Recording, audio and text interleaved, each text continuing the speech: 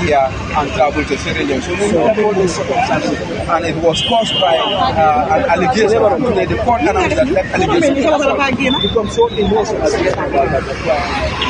But I take it as a tear of joy, not tear of sorrow. I was so happy and excited, and this is why the tears came out. What did you learn from this case? Like I said, it is a test for both Gambian people and our judicial system. Number one, the Gambian people have to understand that justice doesn't mean that somebody who alleged is the person who should have justice, but justice can be for even the accused person who is accused of a crime.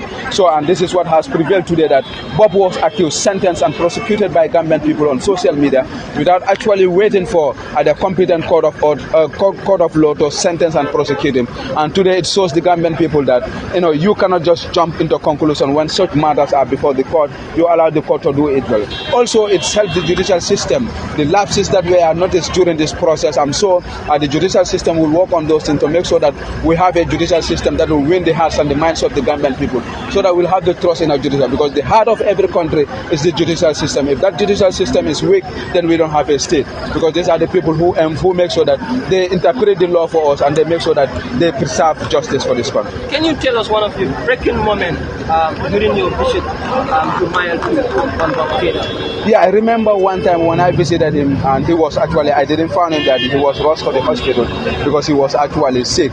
And when he came, he said, definitely, Keks, I'm seriously sick. I look at the guy, I just dropped tears, knowing that, he was here. Because I believe Bob since at the initial stage, because we had a brotherly conversation, and he told me that before I would answer your question, I just want to perform ablution and hold a Quran and tell you that I have never slept with this guy.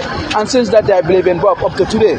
So I know that it was not. So knowing that he's been punished of a crime that he has not committed, that day when I heard that he was seriously sick, I was definitely down.